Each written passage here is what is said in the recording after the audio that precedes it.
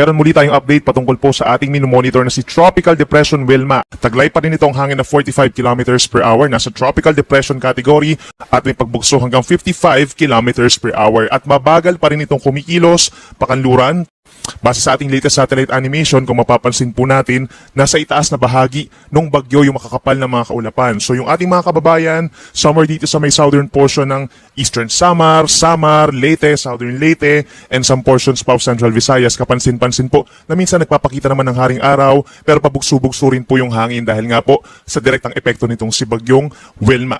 Sa may Northern Samar naman, sa may Sorsogon at Masbate, paminsan-minsan malalakas po yung mga pag-ulan doon. Epekto nitong bagyong Wilma, mag-ingat na sa ngayon sa banta ng mga pagbaha at pagguho ng lupa dahil magiging mabagal ang takbo nitong bagyo. Habang dito naman sa natitirang bahagi ng Bicol Region, sa may Quezon, maging dito rin po sa may Marinduque, Romblon at hilagang bahagi ng Panay Island, madalas na yung mga pag-ulan po, mga light to moderate with at times heavy rains at posibleng lumakas pa yan hanggang mamayang gabi. Yan po ay epekto ng shear line o yung banggaan ng malamig na amihan at ng mainit na easterlies. So pag nagbabangga itong malamig na hangin at mainit na hangin, ang tendency may mga makakapal na mga kaulapan at yun yung shear line na siya nagdadala rin po ng malalakas na mga pag-ulan.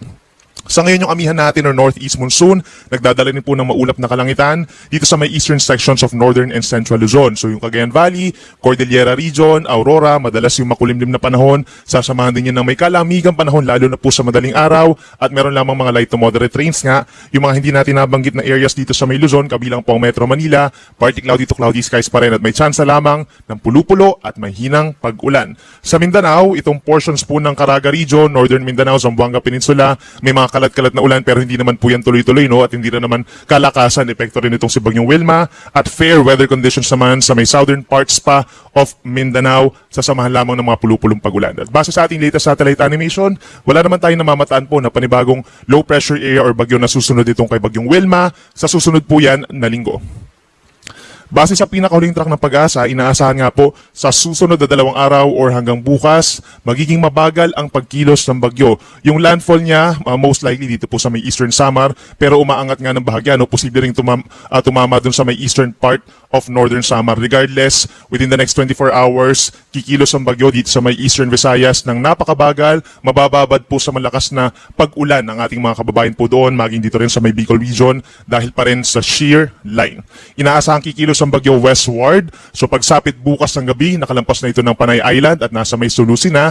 Bukas ng gabi hanggang sa Monday ng umaga, kikilos ang bagyo dito sa mahilagang bahagi po ng Palawan. At pagsapit ng Monday ng tanghali hanggang sa may Tuesday na umaga po, ito yung nasa may West Philippines din na at lalabas po ng ating area of responsibility Tuesday ng umaga.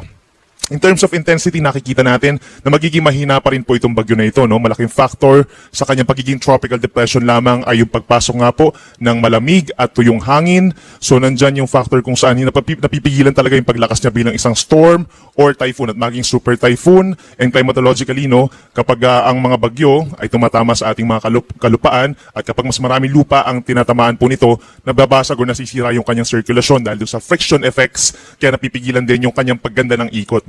Kaya meron tayong scenario sa ngayon o hindi natin nirule out yung possibility na maging low pressure area po ito habang binabagtas itong Visayas base sa ating latest bulletin. Sa ngayon naman, yung lawak po ng bagyo is around 200 kilometers yung radius, so 400 kilometers po yung kanyang kabuuan.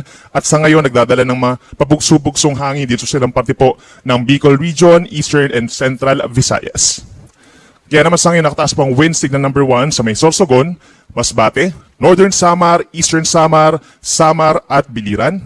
Meron din tayong signal number 1 sa northern and central portions of Leyte, northern and central portions of Cebu, northern portion of Negros Oriental, at sa northern and central portions of Negros Occidental.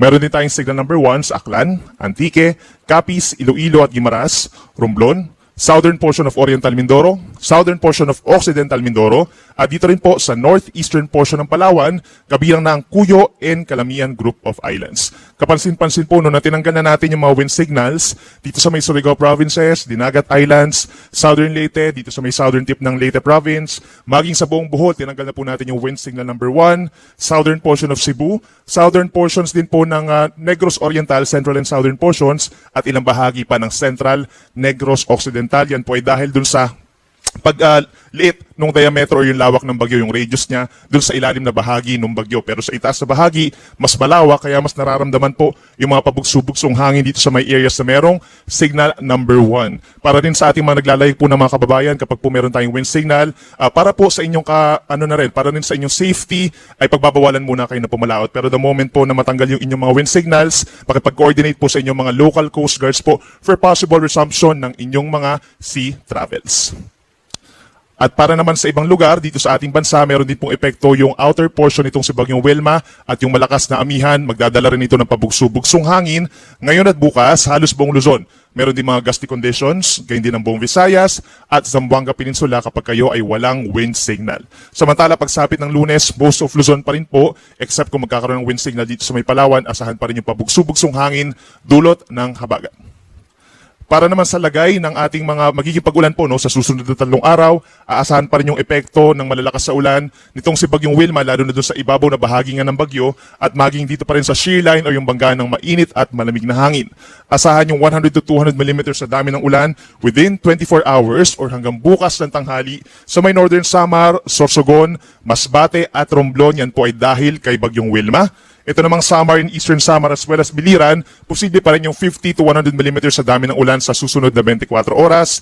At dito rin po sa may buong Panay Island, magsisimula yung malalakas sa mga pag-ulan.